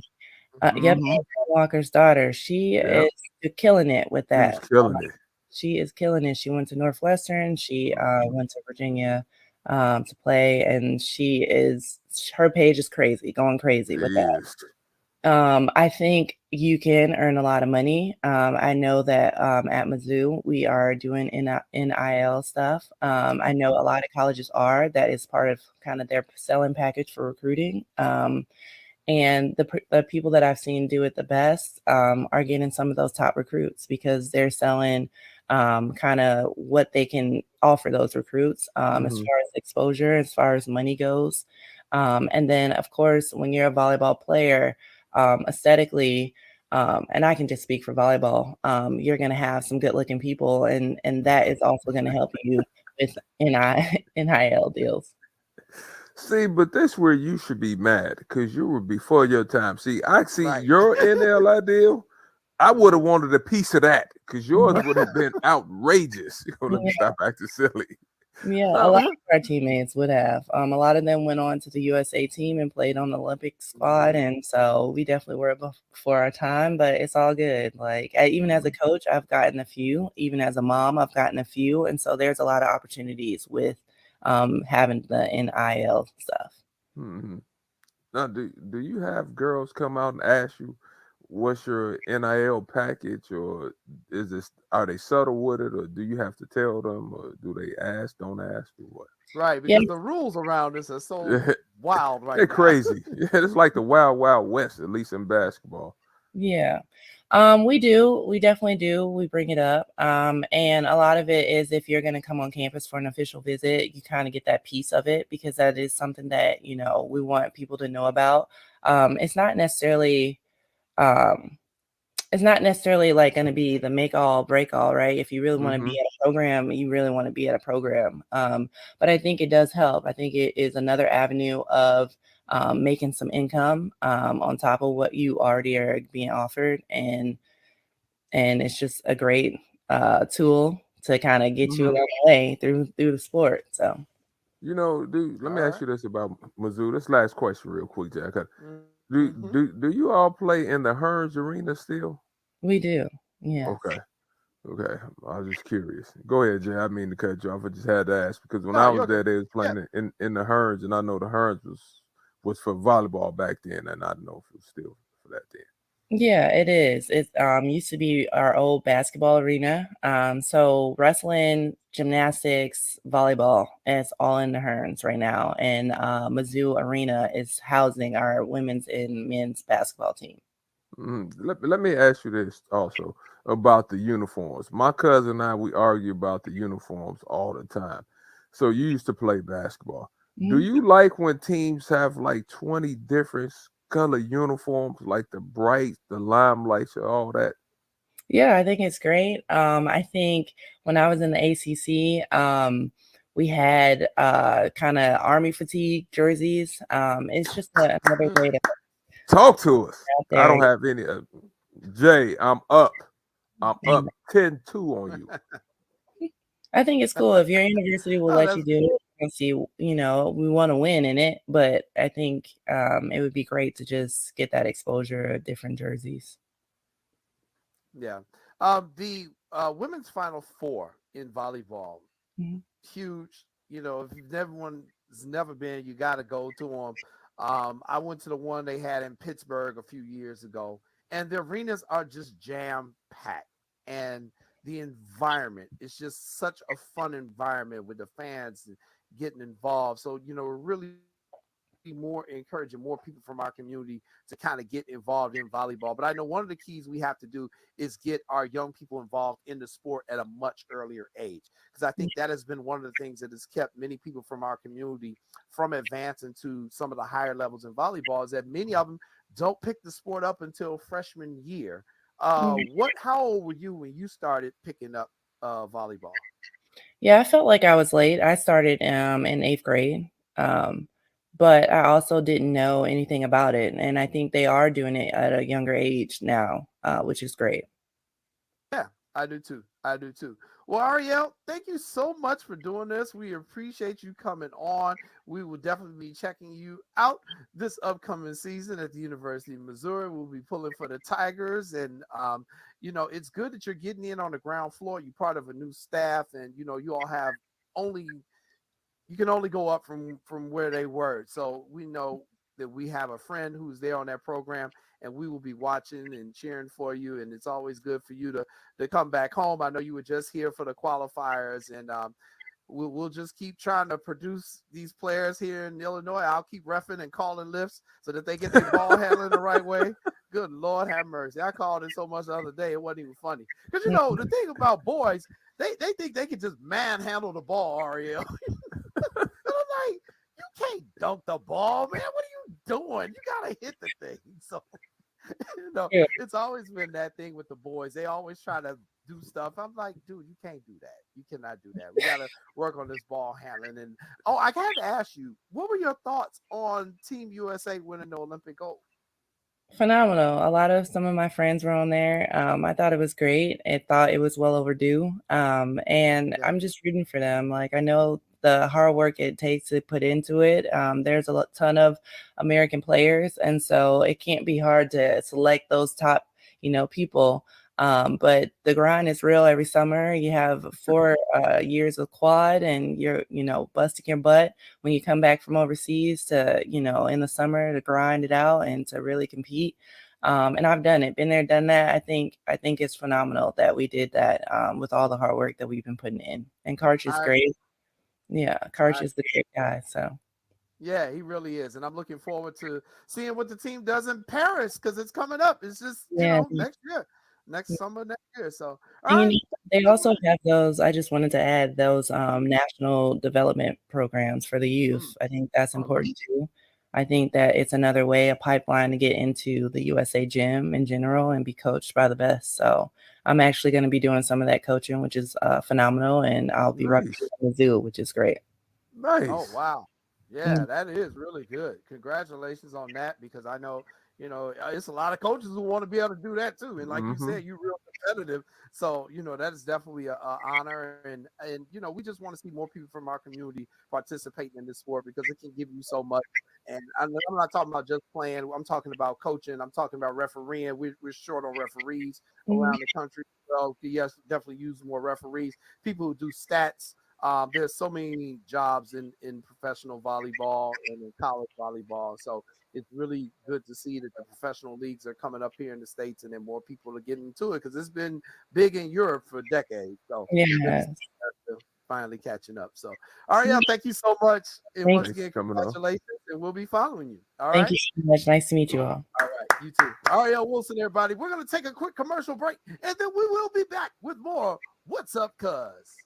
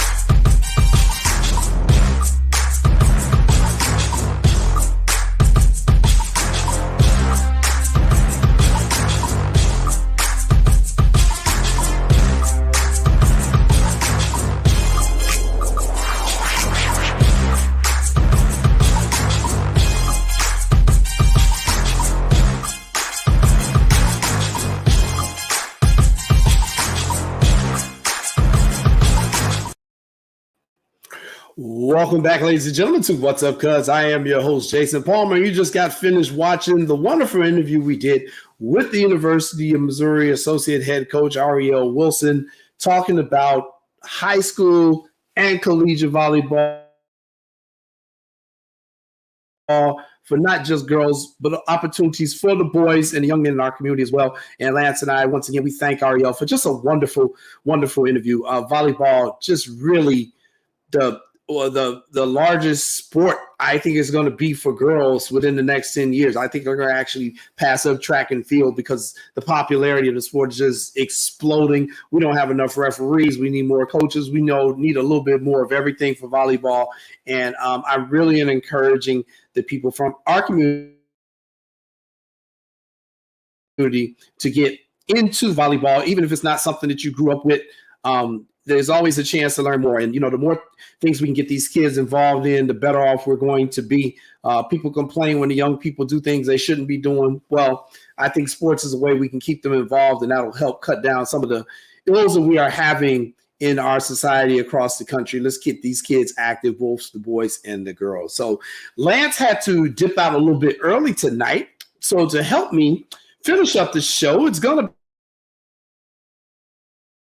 be our producer, Sean the Superback Sierra. He's going to help me close out tonight's show. And Sean, let me just ask you a couple of questions from what you just observed with the interview with Ariel. Just what did you think on some of the things that she was talking about, and how we can get more of our kids involved, and just some of the things that she had to overcome playing at Providence East, which is not a volleyball powerhouse, but we still see how far the sport took her. I didn't hear it. I was asleep in the back. No, I'm kidding. I'm just messing with you. You know what? All it is it provides outlets. Right? These are alternatives. Yeah. Right? Everybody's not going to be a great baseball player, basketball player, football player. Okay, track runner. Okay, you need outlets. You need options, and that's the thing that we need for our kids. We need options. All right, but the biggest issue is that they got to make that cool. All right, because everyone wants to be a basketball star. Everyone wants to be a football star. Everyone wants to be a baseball star. Everyone wants to be a track star. Right now, everyone doesn't want to be a volleyball star. And it's not about being a volleyball star, going on and making millions of dollars and trillions of dollars in a pro volleyball league. Okay, you don't do that. What it is about getting you to college. That's the thing. We need different vehicles, and if that gets you to college, well, shit, that gets you to college, and then you go from there. Whatever takes you there, whatever vehicle gets you to college for free, then you ride that vehicle. And parents, and part of it falls on the parents. The biggest part falls on the parents, because if you don't instill in your kid, well, you're tall, you got to play basketball, you got to play basketball, you got to play basketball. Well, what you're doing is you're saying you got to play basketball, do not play anything else. No, you need to say, I need you to get to college. I need you to get to college. I need you to get to college. How? Well, it could be basketball, it could be track, it could be volleyball, it could be golf. You can't say, I want you to get a basketball scholarship. Say, I want you to try different things. Whatever gives you a chance, that's what gives you a chance. But it's tough, man. It's tough. Everyone wants to play basketball. Basketball is a popular sport. All right. The volleyball isn't as popular, of course, as basketball. It's not popular in the hood. It's not popular in society yet. So it's difficult, but that's where parenting comes. Oh my God, there's a crazy thought. Parenting comes in, and you talk to your kids about keeping their options open. Everything, just because the coolest thing, being a basketball player or a football player, or all right, that might not be the best way to get you to college for free. Now, a couple other things that Ariel hinted on was the beach volleyball. And, a lot of people are aware of the beach volleyball during the Olympics, but here's the picture of the AVP tour when it comes to Chicago. Well, it's packed, yeah. And I want everybody to know this. This is North Avenue Beach, and you see our iconic skyline from the lakeshore there. And they build these bleachers, Sean, specifically for this AVP tournament. It's coming to Chicago again this year. It's the first weekend in September. But look at those stands, man. I mean, it is packed all the way around, and it's like that throughout the entire weekend. They also have auxiliary courts outside of the main stadium. Right. There are games going on there. There are people coming on. If you know anything about beach volleyball, it's a damn party. I don't know how to say it. It is a straight up party. It's a beach sport. So, people out there drinking, they have a good time. It is incredible. Just your thoughts on beach volleyball and just how you see it, how it's grown from the Olympics, and that now they have this professional tour that goes around the country. And Chicago is blessed to be one of the cities that they love coming to. Jay, I'm a sports junkie, bro. I'm telling you, I watched beach volleyball when beach volleyball wasn't a thing. I'm talking about St. John Smith and Karch Karai. Those are guys when they're back on they used to be on ESPN2. They weren't even on ESPN1. They're on ESPN2. And I used to watch the beach volleyball stuff, and those were the two big names, St. John Smith and Karch Karai. And I loved it. I loved it. It's great. People don't understand how difficult it is to run in sand, which is why I always try to train my athletes in sand. But you don't realize how difficult it is to move around. All right, and how taxing it is, because the ground isn't stable. So you're wondering why everybody's thin and cut, and you see the six pack, because your core is your core is activated every single step because of the instability of the surface, which is the sand. I love it. I think it's great. It's you talk about athleticism. That's athleticism. You talk about running not on a stable surface, diving, hopping right back up to run over, hitting a ball with one hand, extending your body, hitting it one hand just so you can keep the point alive. It's tough. It's tough. It's tough enough on a court, on a hard court. All right. And you have five other people on a hard court. Here, you just got your partner. One person. Right. Right. So it is one hell of a sport. The athleticism that's involved in that is through the roof. And I got mad respect for him. Like I said, I've been following beach volleyball for long before it was in vogue, long before they were in the Olympics, long before they were in colleges, had college teams. Like I said, those two dudes I used to love, and I can't remember the girls' names as well, but there were a lot of girls that I used to watch this too. I mean, obviously I'm a guy, so I love watching girls play beach volleyball. In bikinis, no less. But I just think it's another, I just think it's another option for our kids. All right. And that's the thing. You don't have to like it. All right. But if it gets you to school for free and gets you, you get a degree and come out and you're an entrepreneur, or you get a great job, all right, then it was all worth it. And that's the whole thing, is we want our kids to be able to have different opportunities. And that's the great part. You're going to meet different people. All right. Me with football, I've been blessed, which is why I think football is the greatest sport ever invented. The relationships that I've built, the opportunities that I've had, the friends, some of my best friends were Armando. All right. Mm-hmm. He supports everything I do. All right. He was my offensive guard for like 4 or 5 years. All right. This dude was, his kids call me Theo. They call me Uncle Sean. All right. Cause I knew them before they were even born. So the relationships, the ability for me to go play professionally overseas in Italy, football. Get to go to Holy Cross. I got to play I got to go to one of the best schools academically in the country because of football. Football and my grades, but you know what? And then the relationships I have, and the thing we want to do as this generation is help our kids have those opportunities and more opportunities as we had. And a lot of us have had a lot of opportunities. So it's time for us to pay it forward so us kids can have as good, if not better, opportunities than we did. Without a doubt. And I will make this prediction, Sean. I think within the next 5 to 10 years, you're going to see the IHSA start with beach volleyball programs in Illinois. Because the thing about a beach volleyball court that people don't understand is all you really need is the sand. You don't technically have to be on a damn beach, people. You just need the sand court. And up here in Chicago, a lot of these bars, especially on the north side, well, what do they have? They have sand courts. They got what's the place up there near Joe's? That's kind of I can't remember the name of it. It's a big bar on the north side, but they got like a league. This got indoor sand courts. They got about 4 or 5 indoor sand courts. So I think as schools try to look to incorporate more sports into their extracurricular programs, you're going to see beach volleyball also come into vogue here. Of course, our weather isn't going to cooperate. This is why you can't do it necessarily as an outdoor sport unless you did it like as an early fall sport. You could probably pull that off if you started it at the same time as football in mid-August and get your championships done by the middle of September. You could probably pull it off in outdoor. But you and I have always agreed that we want to see our kids from our communities playing as much stuff as they can, cross-training their bodies. I mean, hell, you do CrossFit training. That's what you do. You don't do the same thing over because you're different. You're working different muscle groups. You're building those relationships with different people when you play a number of different sports. So we were just very grateful to have Ariel do that interview. And I think it's very important that Lance and I continue to use our What's Up Cuz platform to expose all these different opportunities that are out there. Let's you and I talk a little bit of NFL draft. We talked a lot about the Bears. We talked about the breaking news of Aaron Rodgers is no longer in Green Bay. He's going to be a Jet. So I got to say this. There is some very strong rumors, and we're getting close to my man Dalvin Cook. No, don't. Getting ready to come to the Dolphins if he get released. Woo! Please, Dalvin, come.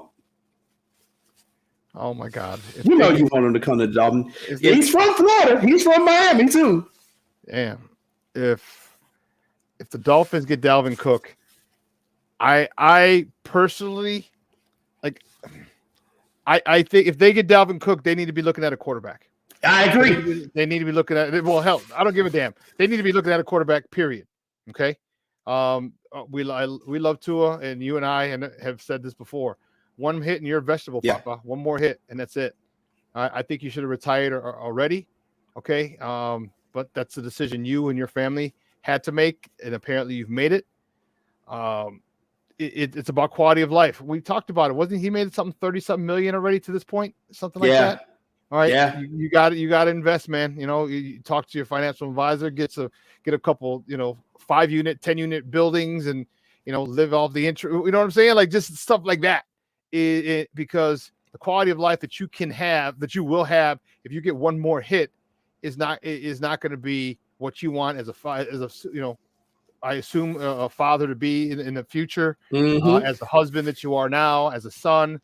But there's the risk that him and his family agreed it. Well, they talked about it, and this is the decision they made. So, I think they need to get a quarterback, because if you do get a quarterback, a legit quarterback, oh my goodness. Yeah. That's why they're talking about Tom Brady maybe going down there before he put the kibosh on that. I mean, imagine Tom Brady down there with that. I've heard that rumor too.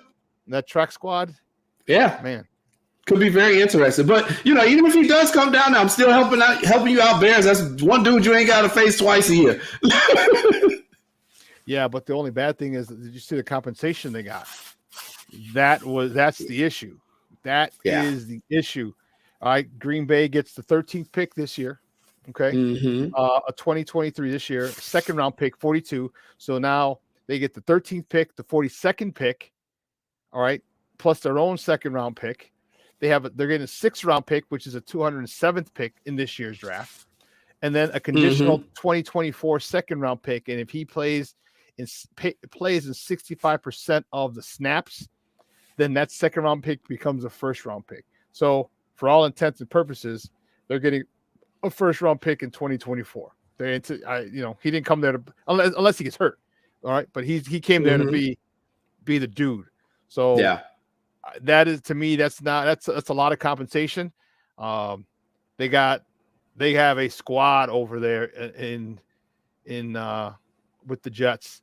A lot of young receivers, good defense.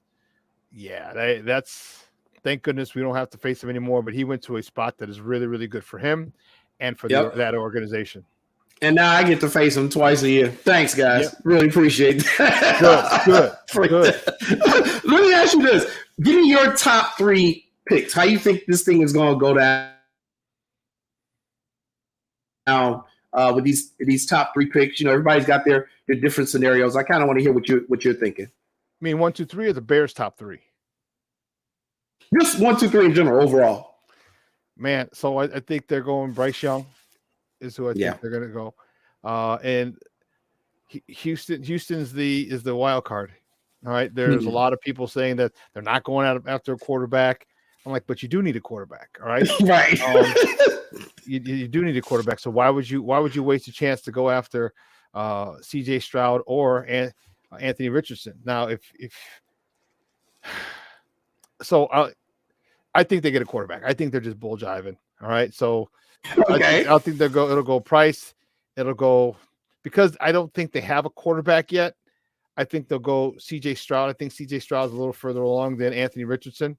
And then Arizona, that's the second wild card because people are jumping up. There's talk all types. They don't need a quarterback, so they can easily jump back at people who want Richardson or Levis or whoever it is wants. So that third one, I don't know. I think Arizona trades back and someone jumps up in that third spot. And who? I don't know. But I think someone jumps to the number 3.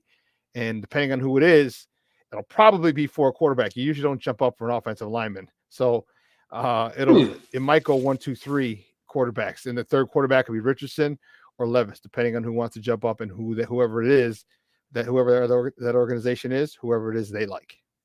Okay. So I'm right there with you on the first pick. I think it's a no-brainer.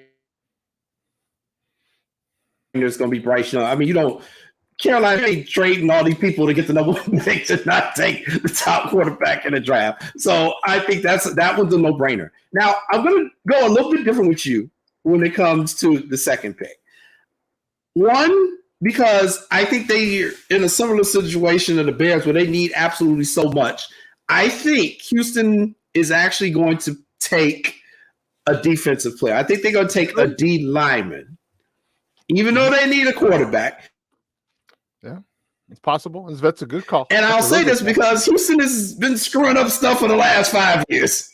So I think they're going to take a defensive lineman, and I think they're going to take Tyree Wilson, who's playing at Texas Tech. I think they're going to take Tyree Wilson. Yeah, and that would suck. But that makes things a lot easier for the Bears. All right. If you take Tyree Wilson. All right. I think Tyree Wilson is the guy that the Bears want. Personally, just because looking at the traits that he has. So he's gone off the board, which pushes the quarterbacks down, which pushes everybody else down, which pushes the offensive tackles down, which pushes everything down. And, you didn't even mention Will Anderson yet. So Will Anderson's got to go in that top 5, right, where he's going to go.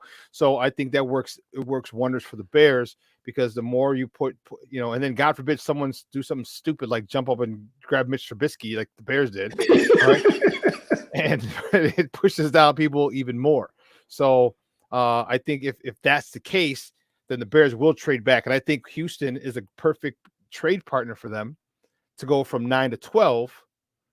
Okay. Because if there's a quarterback maybe Richardson falls. Okay. And if he does, and the Texans have a chance to get him, man, that would be great. Now you just got to go get if I'm them, I go get a legit, the best backup, the most efficient. You go try and find your Alex Smith type quarterback, because they got Davis Mills, isn't that their dude? Yes. So maybe you're happy with him, and now you have two youngsters fighting that out, and maybe Richardson has a higher ceiling than him, and after a season or two, he could take over for Davis Mills, and you go on and you got your quarterback. But you know what? I think there's a lot to be said for quarterbacks who sit the first year, get time here and there, in a blowout, you're up 20, down 20, or at the end of the season when you're out of the playoffs and you start the last 2 or 3 or 4 games. There's a lot to be said for that, and a lot to be said for your development, because now you're not thrust into the fire. We don't need you to perform right now. We need you to learn. And then when you get in blowouts, week 6, 8, 10, whatever, we're up 20, down 20, whatever. And hell, just give them a series here and now. You can get a series every game or two. Doesn't mean it's not the end of the world. So I just think that there are. I think Houston might be able to, if they can get Richardson down in 12, that could be a possibility as well. Yeah.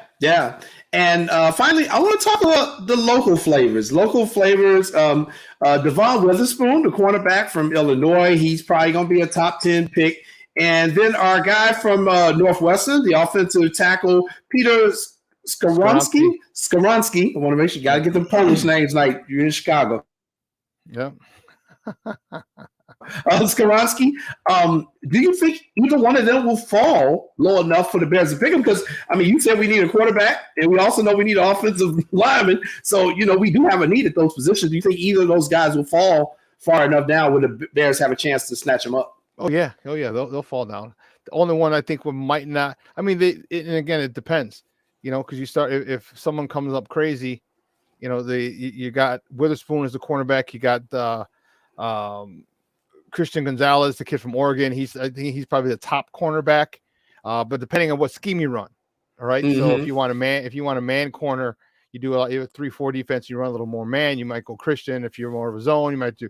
So depending on what type of defense and schemes and zones you have, will probably determine who you take. I think one of them could be, and both of them could be there. And I said earlier today on my show that my out of the box pick is Witherspoon. All right, you shore up that secondary. You can move Kyler Gordon back into the slot where he did well last year. He excelled. Jalen Johnson on the other side. You have the cornerback. You have Jaquan Brisker. You have Eddie Jackson, who's back. That secondary was good. They were above average last year at the end of the season, and that was without a pass rush. So can you imagine getting a pass? That is a strength. The third level is a strength. The second level, the linebacking core, that's a strength with Edmonds and Edwards. Okay. Now for me, if that's the way they go with that 9th pick, then I think 51, 53, 61, and 64, I say 2 or 3 of those are defensive linemen. And we just start getting a whole bunch of good defensive linemen, because any help as far as pressure on the quarterback is going to really help that secondary, because that secondary was such a strength last year, making plays, defending passes. So those pass breakups might be pass interceptions with a split second sooner that the ball has to be released sooner than the quarterback wants. So I can see them getting it. And I don't really care if you don't get your Jalen Carter, your Tyree Wilson, your Will Anderson. If you don't get that, especially if you don't get that stud 3 technique, okay, here's what you do. Like I think I said earlier, build everything around it. Get a 1 tech, get a nose guard, get some ends. I get another, productive 3 tech or guy, you know what I mean? Because you already signed some in free agency, and then go get him next year, whoever that could be. Now he may not be as great as a Jalen Carter is projected to be, but if you got other good guys around him, I'm okay with that. Okay. Sounds good. And just again, to remind everyone, this Thursday is the Sports Zone Chicago draft party at Output Lounge. And Sean, talk to us a little bit about what our viewers and fans can expect this coming Thursday with the Sports Zone Chicago draft party at Output. Sure. What's up, guys? It's your boy, the Superback, Sean Sierra, and I want to let you know that Sports Zone Chicago is hitting the streets. Come hang out with your favorite Sports Zone Chicago personality at our live broadcast at the Sports Zone Chicago Draft Party on Thursday, April 27th at Output Lounge, located at 1758 West Grand Avenue at 6 o'clock. Join us for the best wings in the city, a live show, and an all-around great night because you know how we get down. So don't meet us there, beat us there. And we'll see you Thursday, April 27th for the Sports Zone Chicago Draft Party at Output Lounge, located at 1758 West Grand Avenue in Chicago. Yeah, it's going to be a good night. It's going to be a really fun night. The draft starts at 7. We start at 6. And so what we're going to do, we're going to go live. We're going to talk about the draft picks as they come along. I don't know if we'll do the whole draft because that can get a little tedious. Right. We may do just until the Bears draft. You know, it's gonna be fun. Best wings in the city. If you were there at the last time we were at Output, the last time we had a remote, that was a great time. All right, great sponsorships. So we got a whole bunch of gifts. I got a Chicago Bears winter hat giveaway. We have Sports Zone Chicago T-shirts, and I'm waiting to get word on other giveaways. So we're gonna have giveaways throughout the evening and throughout the event. So it's gonna be a really, really good time. Like I said, the best wings in the city. If you haven't tried them, cold drinks, and then you get to meet a lot of the Chicago Sports Zone Chicago personalities. Me and Maya are going to be there. You and Lance will be there. Smoke Fellows are going to be there. Second City Sports, Lakina and Sid are scheduled to be there as well. So you get to meet all of us, and it's going to be a great time. It's going to be fun, and I look forward to it. And I look forward leading up to the Bears number 9 pick and what they do with it because of the plethora of options that they have and how the draft board falls. That's going to give us an idea of what the Bears do. And it's grown man Christmas, man. It really is. It's grown man Christmas. Yeah. So it's going to be a really, really, really good. It's going to be a great night. Make sure if you can make it, come on down, get there early. It's going to be because Output is a sports bar to begin with, and there's going to be people there already. But then all of us are bringing our people as well. So it's going to get pretty crowded. So make sure you get there early. I say get there around right around 5:30, 6 o'clock, right when we start. I mean, we'll be there a lot earlier to set up, but it's going to be fun. It's going to be crowded. It's going to be one hell of a night. And I think I asked Eddie, I said, man, can I just get can I sleep in a cot downstairs? Because I may just be too toe up from the floor up to go home, and I just have to do my show from Output Lounge the next morning. That's going to be great. I will definitely be there. I'll be there a little bit later. Got to do those volleyball refereeing duties. Hopefully it doesn't go a long match, but I'll be there as soon as I can. Hopefully I'll be there in time to see the Bears draft and watch the rest of the first round. I'm definitely going to be hungry, so I'll be able to get there and give me some wings and some good Miller Lite. So I will look forward to seeing you all there on this coming Thursday at Output Lounge. All right. That is going to do it for What's Up Cuz this week. Next week we are off. Lance and I both have some commitments we need to take care of, so there is no show next week. But we will see you in 2 weeks. But before then, remember, check us out Thursday, the Sports Zone Chicago and Miller Lite Draft Party at Output Sports Lounge. I will be there. Look forward to seeing you all there. So for my co-host in absentia, see, I'm using your word now. My co-host in absentia, Lance Irvin, and my producer, Sean Sierra. I am Jason Palmer. Thank you so much for tuning in to What's Up, Cuz, and I will see you in 2 weeks. Peace.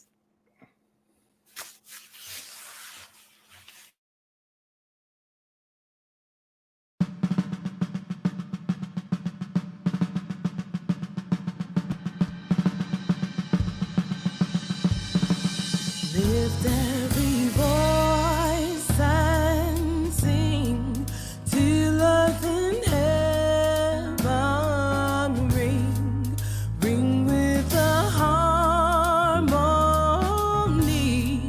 of liberty. Let our rejoicing rise.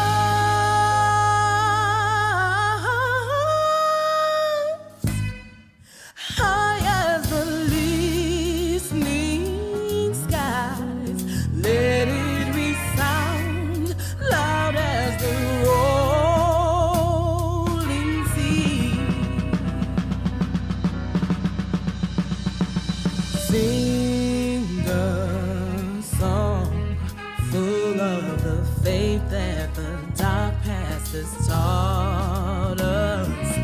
Sing a song full of the hope that the present has brought us.